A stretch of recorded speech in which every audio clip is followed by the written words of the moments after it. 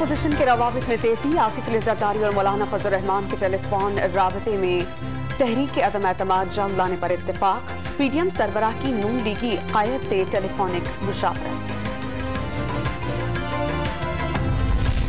सियासी बच्चा कह रहा है गिलानी का इंतखाब ट्रेलर था, अब बड़ी खरीदो फरोख्त करके दिखाएंगे।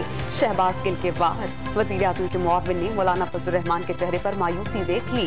नून लीग और पीपी में अदम एतमाद लाने की सबकत नहीं, फर्रुख हबीब का मौक़िफ़।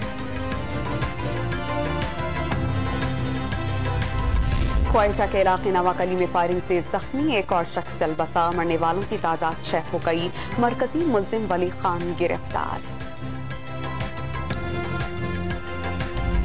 और क्वेटा ज़ियारत और क़लअ सैफुल्लाह समेत बलूचिस्तान के 7 अजला में बारिश और बर्फबारी का इम्कान।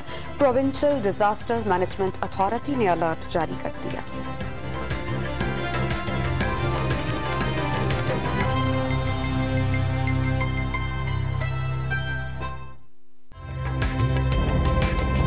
ताज़ा तरीन वीडियोस के लिए हमारा YouTube चैनल सब्सक्राइब करके बेल आइकन प्रेस करिए ताकि आपको मिले हर अपडेट सबसे पहले।